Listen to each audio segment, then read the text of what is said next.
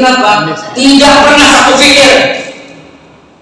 Sebenarnya itu yang saya sampaikan. Tidak pernah satu fikir, tidak pernah satu visi, tidak pernah satu misi, sehingga terkocak-kacir semua. Assalamualaikum warahmatullahi wabarakatuh. Alhamdulillah, syukurillah ala nikmatillah. Wassalatu wassalamu ala rasulillah sayyidina Muhammad wa ala alihi wa sahbihi wa mawala amma ba'du. Fa ya ibadallah usikum wa nafsi bittaqwallah faqad fazal muttaqun. Yang utama dan terutama saya mengucapkan jazakumullah khairul jazaa. Terima kasih yang sebesar-besarnya kepada seluruh jajaran BKM, yayasan, pengurus Masjid Baitur Rahman, wabil khusus Ketua Pak Abdul Karim yang telah menerima kami dengan baik sekali, disambut kami di luar. Ya Allah, ini merupakan satu kegembiraan buat kami. Kemudian seluruh jajarannya, seluruh ada Polres ya, apa? Polres apa?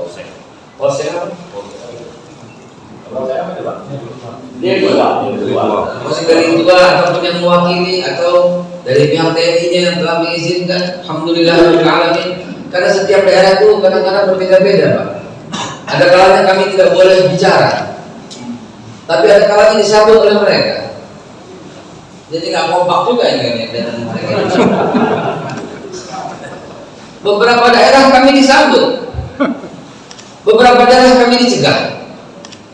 Apa tergantung moodnya atau bagaimana ya ceritanya? Beberapa daerah kami, masya Allah, ya. Beberapa daerah lagi nggak boleh. Di Malang kemarin turun mobilnya nggak boleh. Ya Allah ya Rabbi. Baik, alhamdulillah. Namun jazakumullah, terima kasih yang sebesar-besarnya. Begitu juga kepada seluruh yang hadir.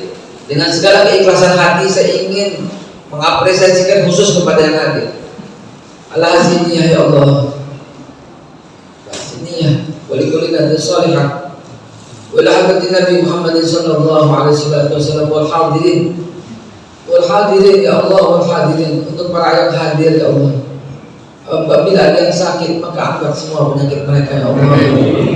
Ya Rabbi anta syafi la syifaa illa syifauka syifaa yughadiru saqama wala makitu Rasulullah sallallahu alaihi wasallam wa ala hadirin ya Allah. Apabila mereka masih ada yang punya hutang maka bebaskan semua hutang mereka ya Allah.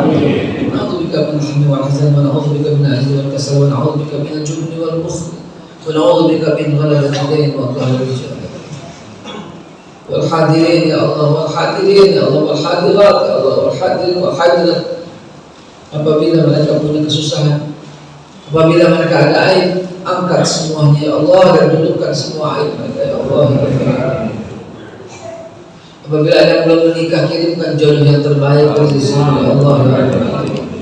Al-Haziniyah walikulina salihah wa ila hadratin Nabi Muhammad sallallahu alaihi wasallam. Al-Fatihah. Iyyaka na'budu wa iyyaka nasta'in. Siratal ladzina an'amta 'alaihim Allah. Baik, teman sekalian, dalam kesempatan ini mari saya ingin mengajak dan mengimbau. Tadi ada perkataan mendapatkan informasi yang terbaru, up to date informasi yang terbaru. Apa yang mau ditanyakan? Ada yang bertanyakan? Jakarta masih tetap Pak? Belum pindah ke Kalimantan, masih tetap. Itu di Jakarta ya. Bagi kami orang Jakarta Pak, saya orang Tanah Abang, orang Betawi Tanah Abang. Ketika ada pengumuman akan pindah, kami orang Jakarta responnya kalau perlu besok subuh pada pindah semua, nggak apa-apa sekalian. Ya, silahkan pindah semua, nggak ada masalah gitu ya. Silahkan. Malah sepi, jadi enak juga. Jakarta sekarang jam 7 sudah macet total jam 7. Jam 7 dari rumah saya ya ke misalnya kemana, ke Monas saja gitu. Misalnya ke Monas. Kalau jam 7 pagi itu memerlukan waktu 1 jam sampai dengan 2 jam. Tapi kalau jam 6 hanya 20 menit. Kalau jam 8 bisa 2 jam. Kalau jam 9 tergantung seri mobil. Kalau ganjil bisa 2 jam setengah, 3 jam gitu. Dengan dipindahkannya ya semua kan, presiden pindah gitu, dan wakil presiden dan menteri-menteri semuanya, TNI-nya, Polri-nya, ASN-nya, itu kan semua pindah gitu kan. Jadi Jakarta itu akan tenang mudah-mudahan. Dan jam 10 saya bisa main bola di Jalan Tamrin, insyaallah. Baik, kalau masalah silahkan. Itu informasi yang terlalu mungkin gua mesti tanya apa ya.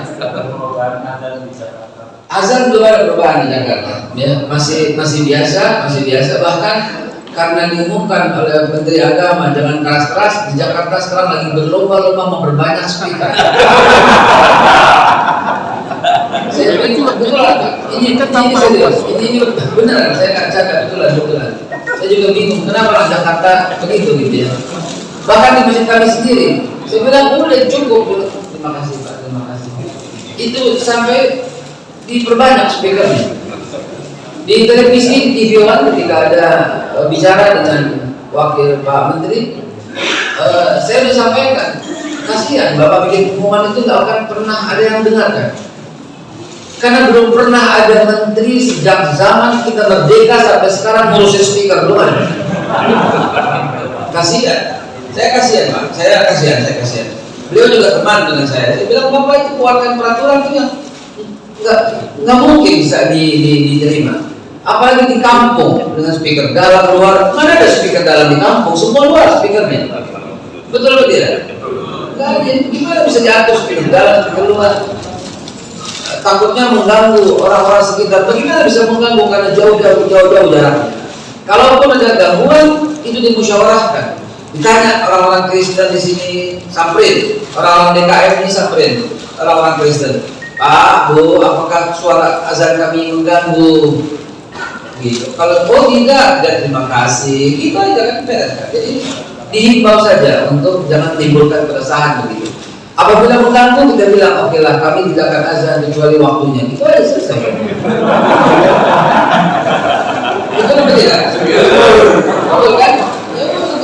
Kami tidak akan azan kecuali waktunya. Begitu Pak. Ada lagi yang mau saya sampaikan dari Jakarta?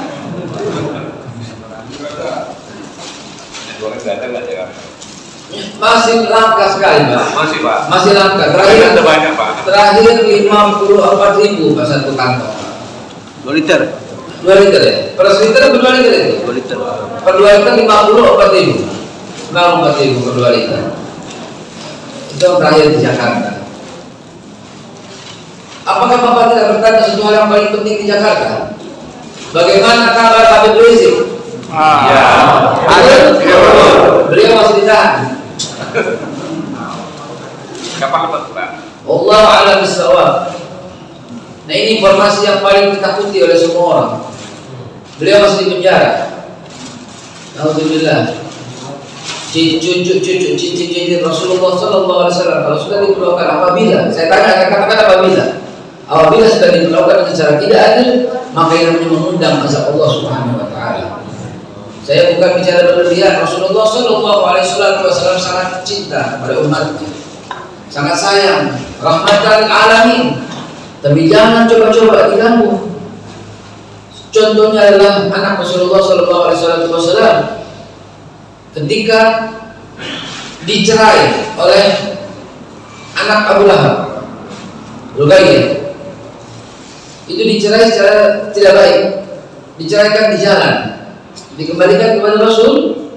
Apa kata Rasulullah SAW ketika keturunannya diganggu seperti ini? Kata Rasulullah SAW, kau akan dicabik-cabik oleh binatang buas. Dikutuk oleh Rasulullah demikian. Apa yang terjadi dengan Abdullah bin Abu Lahab ini? Begitu dia keluar kota Madinah, ada seekor singa yang singa itu tidak menerkam orang yang lain. Singa itu tidak menerkam unta yang dibawa. Singa itu tidak menerkam kuda yang dibawa. Tapi singa itu hanya menerkam dia dan dicabik-cabik hancur tubuhnya. Itulah. Bahkan kalau sakit hati pun jangan sampai. Bukankah ada yang asal yang mutawatir ketika Sayyidina Ali bin Abi Thalib mendatangi Rasulullah ingin menikah lagi, minta izin dengan mertua, begitu kan? Sayyidina Ali kan mantu kan? Apa kata Rasulullah? Wahai Ali, Fatimah itu darah dagingku. Siapa-siapa yang menyakiti hatinya sama dengan menyakiti aku. Sallu ala Nabi Muhammad. Itulah kalau mamanya Rasulullah diganggu. Cucu-cucu Rasulullah ini adalah kepanjangan. Siapa yang mencintai Rasulullah, cintailah semua keturunannya. Begitu kabar terbaru. Dan kabar yang berikutnya adalah di Jakarta sedang menunggu Ramadan dan sudah diputuskan jatuhnya pada tanggal 1 Ramadan.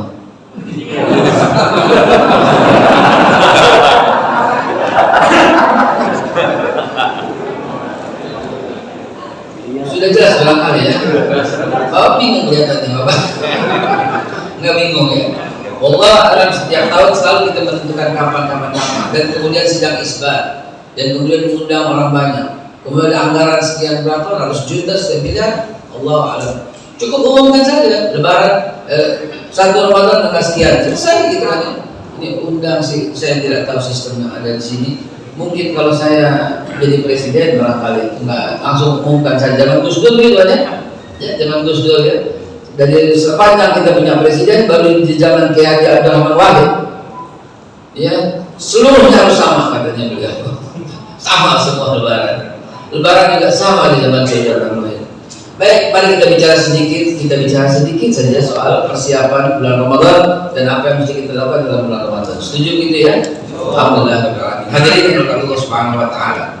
Sudah barang tentu Ramadan itu adalah yang kita harapkan adalah kita memenangkan perjuangan. Kalau selama ini para dai, para ustadz, para kiai mengatakan bulan Ramadan mari kita bertambah banyakkan amal, bertambah amal, itu sudah difahami. Maka izinkan saya menyampaikan sesuatu yang berbeda. Di bulan Ramadan ini kan sedekat-dekatnya makhluk dan khalik, sedekat-dekatnya Allah dengan makhluk, sedekat-dekat Allah dengan hambanya yang beriman tentunya. Dalam kitab Duratul Nasihin diceritakan ketika Allah Subhanahu wa taala bercakap-cakap dengan Nabi Allah Musa, karena Nabi Musa kalam Allah, bercakap-cakap.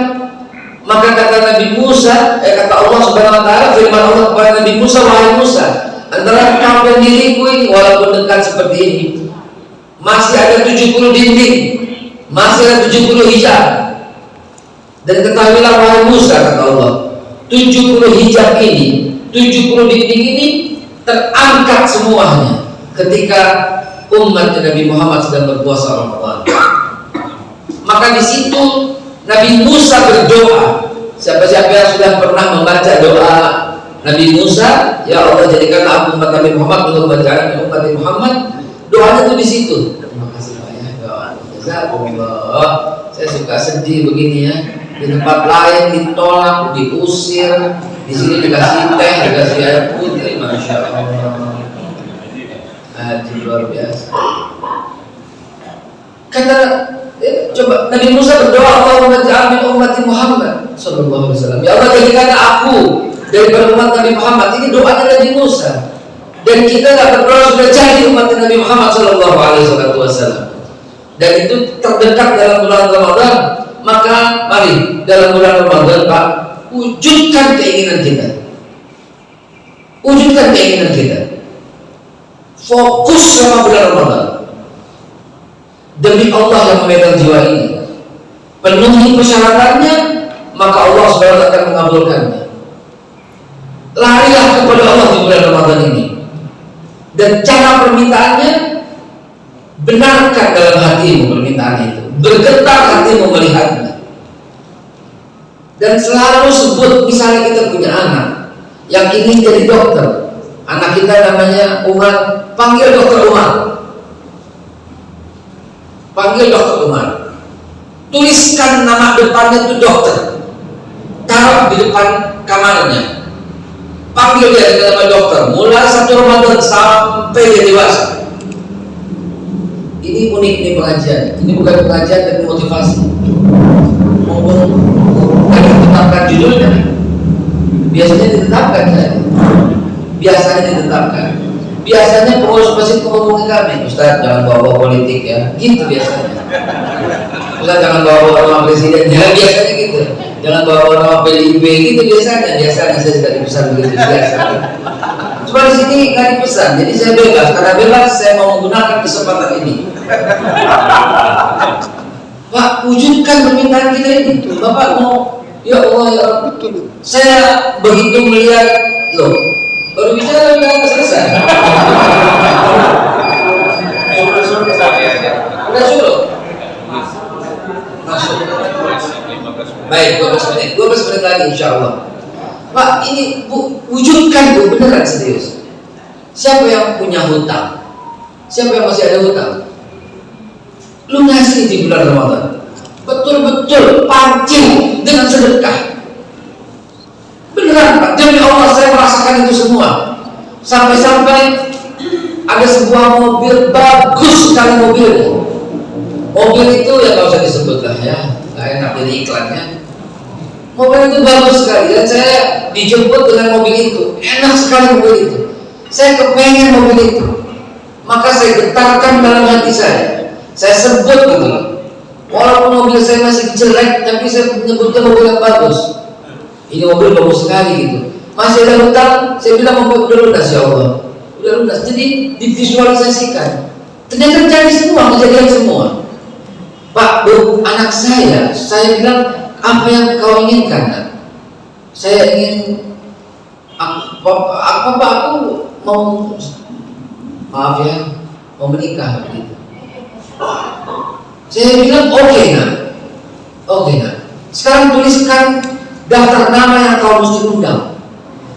Dia bilang, Bapak belum ada calonnya. Serius Pak. Saya bilang Allah tidak akan kirim sebelum kau bersiap. Nah, percaya sama Bapak. Minta itu mesti tasdikun bil qalbi. Kalau bisa Bapak mendengarkan baru datang. Nah, saya bilang, oke Pak, aku tulis daftar. Ditulis daftar undangan. Udah selesai satu hari yang kedua hari ditulis. Kemudian saya bilang, ayo nak pilih gedung yang akan kau buat resepsi. Nah. Lagi-lagi dia bilang, Pak aku malu Pak. Kalau tidak calonnya mana aku belum punya calon. Kan Bapak nggak kasih aku pacaran. Udah pilihlah gedung. Dia pilih gedung, akhirnya dapat gedung di Jalan Sahar, gedung Jenderal Sudirman. Kemudian dia pilih lagi gaun yang mana? Dia makin malu, prewed. Foto prewed. Papa nggak ada orang ini, ya udah jalannya. Papa kan pada belakang aja lah, papanya lah begitu lah. Jadi nggak kelihatan wajahnya. Yang penting prewed. Nah, ibu bapak tahu. Tidak lama kemudian jamaah saya dari jamaah Masjid Ittihad di Tebet datang kepada saya dan melamar anak saya. Jangan main-main dengan keinginanmu Pak. Allah pasti wujudkan. Jangan main-main. Apapun yang kau sebut dalam hati, selama itu kau lihat dalam pikiran, kau akan genggam di tangan. Demi Allah, Allah cukup bilang pun apa yang Bapak inginkan. Soal presiden 2024 Pak, jangan sekarang Pak. Kalau sekarang makan misalnya. Coba, bagaimana wujudkan? Karena umat Islam nggak bisa begini, kenapa? Tidak pernah satu fikir. Sebenarnya itu yang saya sampaikan. Tidak pernah satu fikir, tidak pernah satu visi, tidak pernah satu misi, sehingga terkocak-kacir semua. Terlalu banyak pengkhianat dalam perjuangan, juga satu hambatan yang tersendiri. Perang sambil di Aceh, Tengkuci di Biro. Mana pernah Belanda bisa menyentuh Tengkuci di Biro? Belanda datang kemari menjajah ratusan tahun, bukan karena Belanda kuat, bukan karena Belanda hebat, tapi karena banyaknya orang-orang yang hanya dapat satu setel seragam, hanya dapat duit gulden, rela jadi pengkhianat bangsa. Tengkuci di Biro bukan tewas di tangan Belanda, tapi tewas di tangan anak buahnya sendiri, ditawarkan racun oleh anak buahnya sudah. Bayangkan, Jenderal Sudirman Tempat persembunyian tidak pernah bisa ditemukan, saudara. Tapi Jenderal Sudirman diketahui tempat persembunyiannya oleh siapa? Oleh Belanda, oleh Jepang, oleh anak buah sendiri. Begitu juga pahlawan-pahlawan di Betawi. Begitu juga zaman-zaman para nabi. Siapakah yang mengkhianati Nabi Musa? Firaun? Tidak, Firaun langsung bukan berkhianat di dalam sembunyi. Musa sendiri yang mengkhianati Nabi Musa. Siapakah yang mengkhianati Nabi Isa? Yahudi, Nasrani, Majusi, Yudas Iskandar, murid setia kan, saudara? Coba deh. Siapakah yang membunuh Sayyidina Umar bin Khattab? Apakah Quraisy atau orang kafir? Tidak. Abu Bakar al-Firdaus, orang yang senantiasa diskusi dengan Umar bin Khattab. Siapakah yang membunuh Utsman bin Affan? Abdullah bin Bakar, orang yang baru saja diangkat sebagai gubernur di Mesir. Siapa yang membunuh Sayyidina Ali bin Abi Thalib? Kafirin, Majusi, Yahudi, Abdurrahman bin Muljam, orang yang sholatnya di belakang Sayyidina Ali bin Abi Thalib. Bayangkan, lihatlah perjuangan selalu kandas karena terlalu banyak pengkhianat yang mengharapkan sedikit uang, jabatan, atau kemuliaan yang semu. Pahlawan-pahlawan Betawi, karena saya orang Betawi, saya mempelajarinya. Pitung ditangkap gara-gara di informasi oleh anak buahnya di Marunda. Ji ditangkap oleh Belanda karena informasi anak buahnya di Kemayoran. Sabeni ditangkap Belanda gara-gara informasi karena anak buahnya di Tanah Abang. Tom Gendut justru ditangkap, dicondet dan dibunuh dan dibuang di Sungai Ciliwung, nggak ada makamnya, oleh anak buahnya sendiri. Lihatlah saudara, lihatlah perjuangan Islam ini selalu kandas, dan orang-orang yang berbicara terlalu mudah untuk menjadi pengkhianat, dan orang-orang yang setia terlalu mudah diadu domba. Dua penyakit umat Islam, mudah sekali diadu domba, dan yang tidak setia mudah sekali menjadi pengkhianat. Dua hal ini yang selalu membuat umat Islam kandas karena tidak pernah punya satu visi, satu misi. Allah Subhanahu wa ta'ala saring visi misi itu dari Rasulullah ketika ditawarkan berbagai jabatan. Abu Sufyan, Abu Lahab, Abu Jahal, Umayyah bin Harb ini menawarkan hal yang istimewa untuk Rasul. Harta. In kana yuridu malan ja'alna al-akhirana malan alaina, kata Abu Sufyan. Kalau pengen harta kami jadikan harta dia terbanyak. In kana yuridu jahan ja'alna sayyidan alaina. Mau jadikan pemimpin untuk membuat undang-undang. In arada sultan aqalna mafatihal Ka'bah. Kalau mau jadi sultan aku kasih kunci-kunci Ka'bah, kata Abu Sufyan. Kata Abu Lahab. In kana yuridu mulkan, kalau mau jadi raja, malaknahu alaina, kami jadikan dia raja. Disaring lebih dulu, perjuangan mesti tulus. Dan akhirnya Rasulullah menjawab, ya ammi wallahi laqad syamsu fi yamini wal qamara fi yasari ala aratul kahzal amru ma taraktu hatta yajrallahu ahlika dulu. Paman bilangin deh, kekuasaan barat timur semua di tanganku, kata Rasulullah. Mereka bisa seperti itu, maka aku tidak akan pernah tinggalkan dakwah ini sampai Allah menangkan atau binasakan aku sekalian. Akhirnya setelah Rasulullah katakan itu, luar biasa, nggak boleh dagang, seluruh orang Islam nggak boleh belanja, embargo segala macam. Kecil bagi umat Islam yang begini, baru difitnah, baru dibully, baru dikatain, ahli kejunan, atau aku binasa, kata Rasulullah. Akhirnya disaring oleh Allah, mana yang berkhianat? Saringnya apa? Saringnya Isra Mi'raj. Kenapa? Karena setelah Isra Mi'raj ada hijrah. Inilah kesimpulannya. Bapak Ibu sekalian, nanti kita lanjutkan di waktu duha, di waktu zuhur, di waktu maghrib, di waktu isya, di beberapa masjid lagi. Maaf, tapi yang saya mau sampaikan, Isra Mi'raj disaring oleh Allah. Mana yang punya mental pengkhianat, yang gampang jadi domba, keluar dari perjuangan. Itulah Isra Mi'raj. Kenapa? Kita mau hijrah. dari Mekah ke Madinah. Kalau di dalam itu ada tauko, ada di dalam tubuh itu ada orang-orang yang berkhianat, percayalah, perjuangan kandas. Kalau dalam perjuangan itu ada orang-orang yang lemah iman, jazakumullah, ya Allah tentukan. Oh apa? Kembung saya tinggal 2 kopi teh, air putih, masya Allah. Kopi belum ada, kopi. Susu belum ada susu. Saya biasa susu Pak. Serius sekali ya Pak. Nah inilah akhir dari yang saya mau sampaikan. Nah ini baru dia. Ini baru suruh. Inilah akhir dari yang saya mau sampaikan. Hijrah Mekah ke Madinah baru mendapatkan kemenangan, baru mendapatkan kemuliaan, dan akhirnya berkembanglah sampai 2/3 dunia di bawah telapak kaki Rasulullah dan para sahabatnya. Tetapi sebelum masuk hijrah ada fase yang mesti dilewati. Fase itu bernama fase Isra Mi'raj. Yang ragu-ragu kan kafir lagi, mundur lagi semua. Saya Al-Kazat, Taimiyah, Turayah bin Khuwailid. Sampai ada pengkhianat dalam tubuh Nabi. Dia membangun masjid namanya Abdullah bin Rahim. Ini sholatnya paling betul, sampai bikin masjid.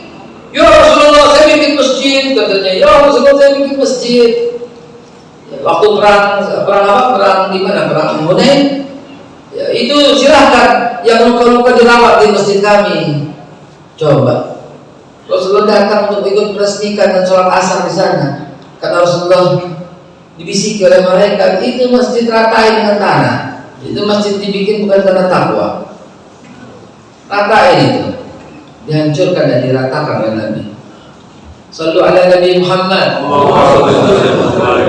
Saudara akan mendengar, loh kok Nabi ngeratain masjid ya? Ya. Jangan coba-coba ganggu perjuangan. Jangan coba-coba ganggu akidah. Jangan coba-coba ganggu keturunannya. Itu 3 pesan. Baik, hadirullah wa mujmain. Semoga yang saya sampaikan bisa membakar semangat kita. Dan ibu-ibu adalah kali ini adalah tonggak perjuangan. Bu, insya Allah di tanganmu lah nanti. Ya, kenapa saya katakan di tanganmu? Karena yang tidur sama anak-anak biasanya ibu-ibu. Betul apa tidak? Atau bapak-bapak? Biasanya ibu-ibu kan? Biasanya ibu-ibu kan? Yang menyusu juga ibu-ibu kan? Ya, ibu menyusui maksudnya. Ya. Nah karena itu pesankan ini kepada anak-anakmu. Satu pesan terakhir. Saya sengaja menulis buku untuk ibu baca dengan detail apa yang saya tulis. Seluruh nabi beragama Islam. Seluruh nabi itu sholat dan zakat. Seluruh nabi itu muslim. Tidak satu pun nabi yang membawa agama Kristen. Tidak satu pun nabi membawa agama Yahudi. Tidak satu pun nabi membawa agama Majusi. Tidak satu pun nabi membawa agama apapun kecuali Islam. Inna dina indallahi Islam. Wasiat Ibrahim kepada anaknya jangan wafat kecuali muslim. Wasiatnya semua sama, kalau kamu tidak bantu muslim. Sampai saya tulis dalam buku saya, Fir'aun pun ketika wafat dia beragama Islam, namun Allah menolak keislamannya. Surat Yunus ayat 90 dan 91. Sengaja saya tulis begini agar kita satu visi satu misi. Ujung-ujungnya adalah Pancasila tidak boleh hilang di negara ini. Karena sila pertama, ketauhidan yang kuat. Kenapa kok saya menyatakan itu sampai saya tulis aksi tolak RUU HIP? Karena sudah ada upaya untuk menghilangkan itu. Kalau kita nggak keras sekarang, kesian generasi kita di belakang. Ketahuilah, Qul huwallahu ahad, Allahus samad, lam yalid wa lam yulad wa lam yakul lahu kufuwan ahad, diucapkan oleh semua nabi. Semua nabi mengucapkan itu. Dari Nabi Adam sampai Nabi Muhammad SAW. Dan pegang kuat-kuat ini sama juga dengan memegang kuat-kuat ketuhanan yang Maha Esa. Kenapa saya katakan ini? Karena ada upaya dari orang-orang, dari oknum-oknum yang tidak bertanggung jawab untuk menggesernya menjadi ketuhanan yang lain. Ada upaya itu, Pak. Upaya itu kandas karena kita teriak-teriak dari mulai di jalan beberapa teman sampai di akademisi sampai di televisi, sampai di buku, sampai saya buat buku ini jilid 1, saya sebar ke seluruh Indonesia. Tujuannya itu semua satu visi, satu misi. Tauhid tidak boleh hilang dari negara kita. Jangan sampai seperti kerajaan Islam Tamasek, mana sisanya? Habis, tuh tinggal Singapura, tauhidnya sudah hilang.